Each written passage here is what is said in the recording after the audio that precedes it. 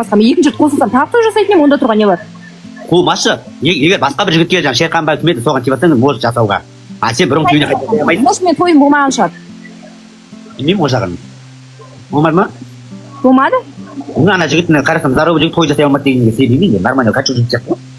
Қайырлы кеш оқырман. Шерхан, Бота, Айгүл, Асылжан бір төрттік болды ма? Кімнің кімге сезімі бар, реніші бар, шатасып кеткен дейміз. Ақбота болса тек алға жүріп келе жатырғаны анық, су жаңа көлік алыпты. Құттықтап қояйық. Шерхан мен Айгүлдің таныстығы жаймен жүріп жатқандай. Бірақ кездесулер аз болып кеткені анық.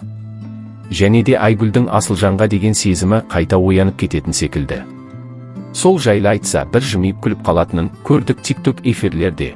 Мен үйленіп кетсек дедім, оған келіскен жоқпын, таныстыққа болады, болмайды олай? Көзден көрініп тұр ғой, бәрі неге мәз болсын онда. Онда жек көру керек баяғы. Болмайды деймін. Бірақ осыдан енді Алла тағаладан адамдар жақсы көреді. Адам біреу айырған адамды ертең содан қинайды, өзінің өміріне келтіреді. Ал адам екі жас айырған адамды қостыратын болса, мысалы қосылай жобасы қостыратын болса, или басқа біреу болсын, бірақ сол адам машалла бір сауабын алады.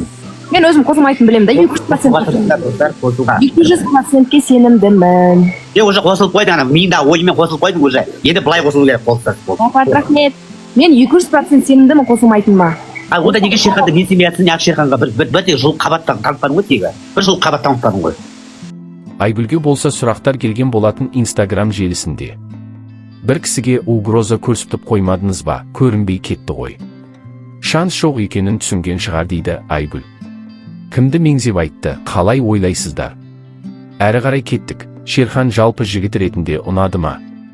Маған жігіт ретінде ұнау үшін жігіт біраз тырысу керек. Мені таңдады екен деп, бірден ығына жығылмайды екенмін дейді Айгүл. Пікірлерге көшейік әдеттегідей.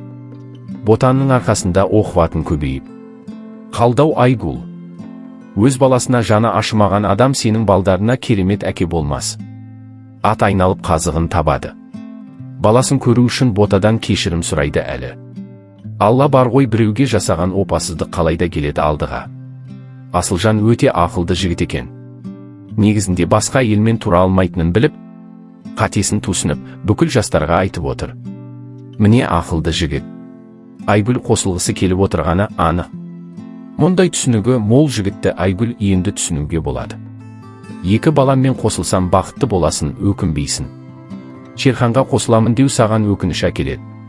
Ол адам емес, шын еркек 1,5 жылда ажыраспайды.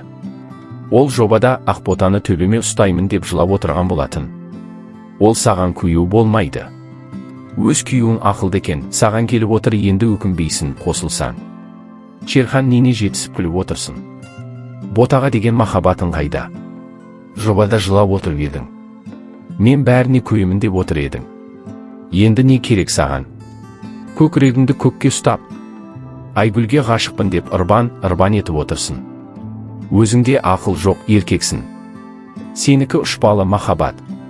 Саған бала деген ойыншық сияқты. Бұлайша айтқанда не істейтін жұмысың? Жоқ. Әйелдің мойнында отыратын еркексің. Айгүлдің 2 баласын сен кейін ойыншыққа айналдырасың, ол шындық. Ақбота сияқты пысық қыз таба алмайсың. Асылжанның көзі ойнап тұр, әлі де ойнайды. Өтірікшінің көзі ойнап тұрады, адам болмайды. Айгүл ақылын жақсы болса, Асылжаннан аулақ болғаның жақсы дейді оқырмандар.